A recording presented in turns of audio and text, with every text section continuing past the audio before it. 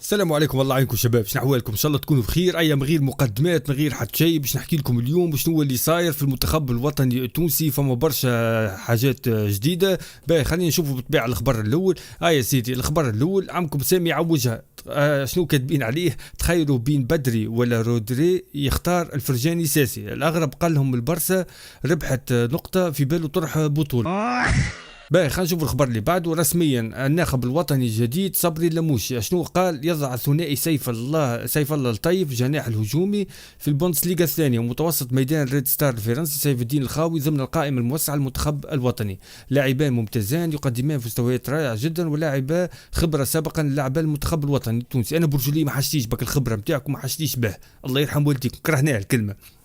والله جوار هذاك عنده خبره. لعب قبل في المنتخب الوطني. هي لعب شنو عمل؟ ما عمل حتى شيء، ما عيط له تو، فك علينا منهم. باه خلينا نشوف الخبر اللي بعده. يا سيدي، الجامعه التونسيه لكره القدم بقياده زياد الجزيري كثفت الاونه الاخيره من اتصالاتها بلاعب نيوم السعودي الفرنسي ريان مسعي.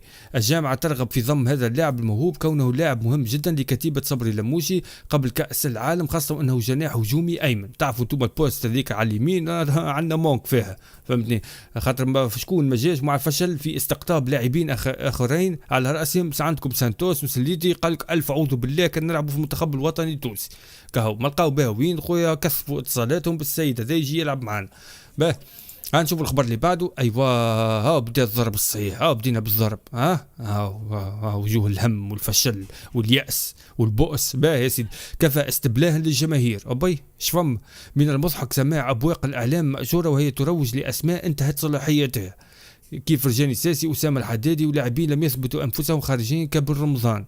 شرطو كبر رمضان. انا عندي واحد الناس عندي حساسيه منه. والأدهى والأمر هي تلك النبرة الجهوية المقيتة تشنية لتفرض لاعبي البطولة المنحرفة زعلوني بن عبد جلاسي لمجرد إرضاء ألوان جمعيتهم. المنتخب الوطني ليس مصحة موش كلينيك لاستعادة مستوى الفاشلين أو سوق لسمسرة اللاعبين. مصحة وسوق، مصحة سوق السمسرة. بيع وشري، فهمتي؟ يجي تحب تدبر كونترا في الخليج، يجي يلعب فهمتني موسم في المنتخب الوطني التونسي، تو يجيك فهمتني كونترا لا يقرا لا يكتب. هذيك هي السمسرة. القائمة الأولية هي مجرد إجراء إداري بروتوكول لا تعني بالضرورة تواجد اللاعب في القائمة النهائية. خوي إن شاء الله انا مازلنا ساكتين. مازلت انا واحد من الناس هاني مبلع جلقتي رمضان وكذا، ما نحبش نطلع حتى كلمه زايده. هاني مازلت ساكت. علاش ساكت؟ على خاطر كما قلتوا انتوما تو القائمه اوليه، معناها من بعد باش تتغربل. خلينا نوريكم شويه تصاور باش تدكم العصب شويه، العصب والغسول. هتفرج شويه.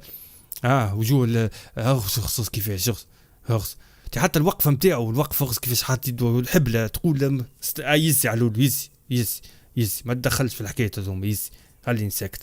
هتفرج. هاوك شفتوا كيفاه؟ هاوك. خلينا نشوف الخبر اللي بعده. غياب نيمار عن مباراة شنية ضد سانتوس يصير إحباط الاتحاد البرازيلي، وضع استدعائه للمنتخب موضع شك. يستدعيه ولا يقعد ولا شملي فيه يعني. يا سيدي، وفما خبر الله اعلم عاد شنو تحسبوه، خبر باهي خبر خايب. انا واحد من الناس ما نعرفش، هذا رايي انا وانا نتحمل مسؤوليتي. انا بالنسبه لي انا مع برون حبيته معناه يكون موجود. اسمه العاشوري. والله ايش باش نقول لك، العاشوري جات بريود يبدا يتجعون علينا، ما قدم عمل حتى شيء في الجمعيه نتاعو طاير للسماء، ويجي المنتخب التونسي كيكس. قلنا شنو قلنا؟ خاطر صبري صبري سامي عوجها كان ما عرفش كيفاش يوظفوا. هذاك علاش ماهوش قاعد يعطي في الإضافة للمنتخب الوطني التونسي. العاشوري قال لكم سيغيب لفترة لا تتجاوز أسبوعين، فيما ديلان برون يبدو إصابته خطيرة ومن ممكن غيابه كذلك على كأس العالم. خويا العاشوري مادام كانوا مصاب وكذا وماهوش حاضر وكل شيء، خويا عندنا جوارات تو ما شاء الله عمرهم 19 و20 سنه. زيد شوفوا الخبر اللي بعده. عمكم السلام شنو قال لكم؟ قال لكم زعلوني عنده بلاصتو في المنتخب، ولكم خيار التعليق. اكتبوا لي في التعليقات كلامه صحيح ولا غلط، انا هاني مسكر جلختي. خلينا نشوفوا الخبر اللي بعده. يا سيدي رسميا تصعيد ادم العياري الى الفريق الرديف بي اس جي بعد تالقه اللافت مع اليو 17 واليو 19. ايوا عمكم ادم العياري باش يكون ان شاء الله موجود في الفريق الرديف تاع البي اس جي، باش يوليو توا 3 جوارات ما شاء الله. باهي خلينا نشوفوا بالطبيعه الخبر اللي بعده. يا سيدي كاف يعيد فتح ملف مباراه المغرب والسنغال. ابي التو مازالوا واحلين فيها مباراه المغرب والسنغال. بالله خلينا نقراو الخبر شنو اللي صاير بالضبط. يا سيدي خلينا نقراو الخبر. المسلسل عاد او مسلسل ردوه ضربه واحده. كاف مسلسل عاد. كاف يعيد فتح ملف مباراة المغرب والسنغال. قررت لجنة الاستئناف الاتحاد الافريقي لكرة القدم اعادة فتح ملف مباراة المغرب والسنغال من جديد في اشارة لدراسة احدث المحاسن وهكا حلوا الخنار مرة اخرى وما نعرفش عاد شنو باش يعاقبوا. راهو نورمال على الاخر المغرب توح الغديكة فهمتني والكاف تعاقب المغرب ما تعاقب السنغال. صايش مازلتوا مكبشين خذيتها السنغال كاهو لو ليكم الرحمن. باه خلينا نشوفوا الخبر اللي بعده.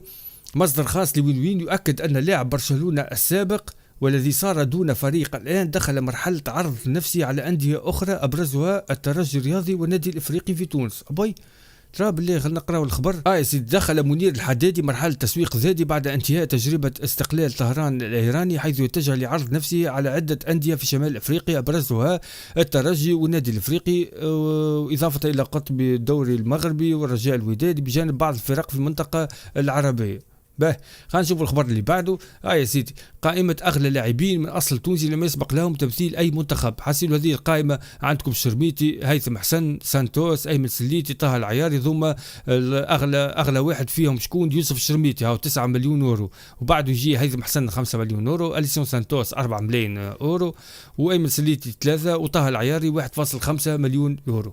باه هنشوف الخبر اللي بعده. المدرب الفرنسي تيري انتي يقترب من تولي مهمة تدريب المنتخب الوطني التونسي لكرة اليد. ما تساويش زاد الهوند، زاد فما خنار اخر معلم، شفتوا الخنار تاع الفوت هو بيتو ذاك قاعد يتعاود نتاع الهوند. ان شاء الله خويا يجيبوا له مدرب اجنبي. هاو حسب صفحة ليكيب ناسيونال تونسيان قالت المدرب الفرنسي تيري انتي يقترب من تولي مهمة تدريب المنتخب الوطني التونسي لكرة اليد. ان شاء الله خويا بالتوفيق للهوند في تونس. تمنيات بالشفاء لوديع جري. تعرفوا انتم رئيس الجامعة التونسية لكرة القدم السابق هو صحيح دخلها في حيط الكرة اما دخل في اضراب حسيته في الحبس. ما عرفش يحتج على بعض القرارات وبعض الحكم وكذا، دخل في اضراب جوع وحالته تدهورت الصحية وكذا، والله اعلم شنو باش يصير فيه. فبدي اخطاونا الاولاد من الشماتة، راهو عيب راهو ما يجيش. فبدي راهي تطلع تهبط، راهي كرة قدم لعبة هي. فبدي خويا باش تدخل فيها تو حكاية مرض وكذا وكل شيء ما يجيش الشماتة. والخبر الاخير عمكم يوسف المساكني في تصريح صحفي شنو قال مباراة الاهلي مباراة الموسم بالنسبة لينا لازم نحقق نتيجة إيجابية في رادس لمباراة الإياب. الحقيقة أخرى صحيح الأهلي فريق كبير لكن احنا الترجي. خويا يوسف المساكني أنت تو على أبواب الاعتزال برا خويا، قدم لنا خويا مباراة باهية. فبدي ربح الترجي جمعيتك الأم ربحها يهديك ربي. فبدي يكون معناها راكز في التيران، نعرفك راجل كبير وكذا ما تنجمش تشد روحك 90 دقيقة، أما إن شاء الله اللونتونير يعرف كيفاش يهبطك كاو. لأن وصلنا نهاية الفيديو، شكرا لكم على حسن المتابعة. بالتوفيق المنتخب الوطني التونسي. الولاد باش يجيو برشا فيديوهات جدد سورتو بريود بتاع الكوب دي موند. ان شاء الله خويا نبدلوا شويه المحتوى ونهبط نصور لكم بالكاميرا. السلام عليكم ورحمه الله وبركاته.